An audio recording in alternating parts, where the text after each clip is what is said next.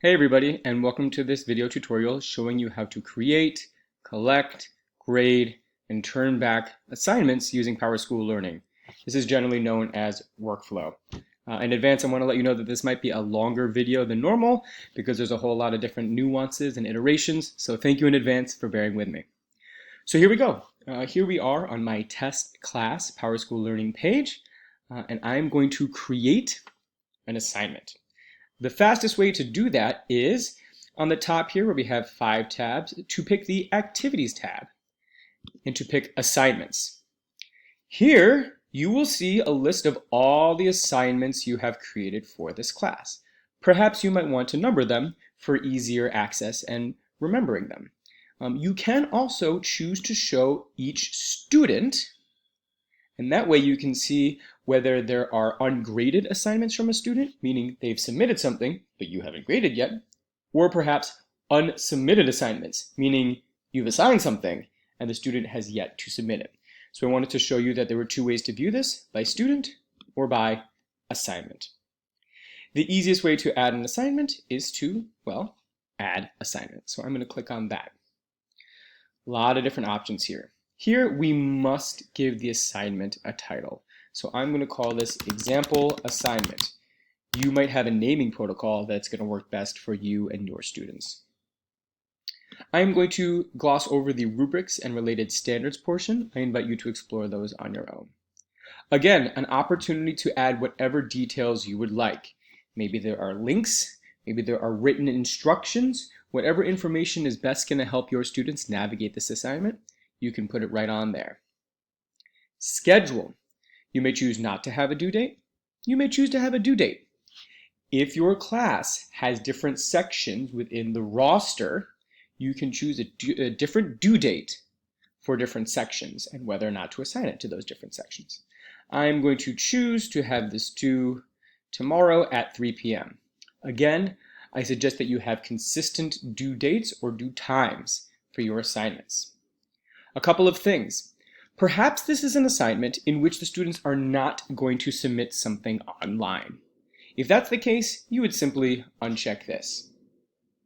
In this case, I want to explore some deeper functionalities of workflow on PowerSchool Learning, so I'm going to check Allow students to submit work online. That means they can send you files, links, and other items. If you have a gradebook set up, then you will have the option to create a gradebook entry associated with this assignment. You can give it a point value, which can be edited later. And if you have different gradebook categories like projects, in-class, performance, assessments, homework, what have you, you can create a different category for it. In this case, I don't have categories, but I do have a gradebook. So I'm going to create a gradebook entry. I'll make it worth 10 points. You have some options here.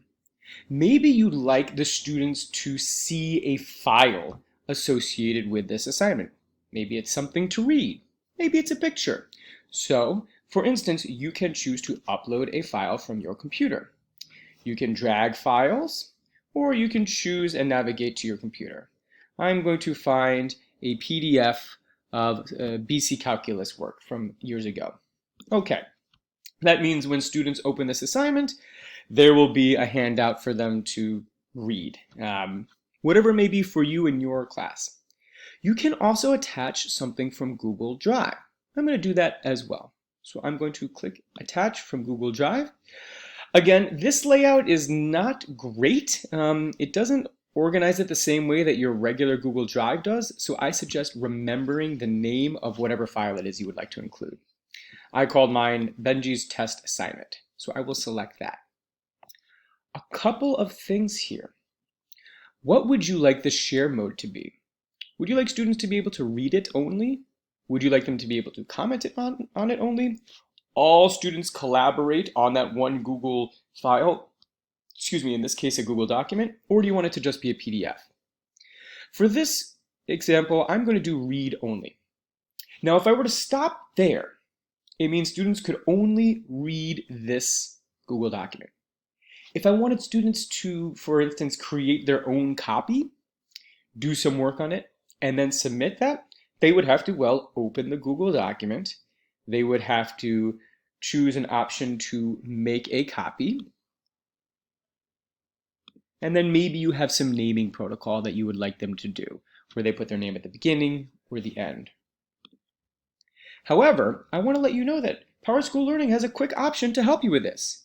If you click Handout, it means that every student is going to have an individualized copy of that Google document made for them with their name on it. Not only that, those Google documents will live in a place on your Google Drive. So let's explore this together now.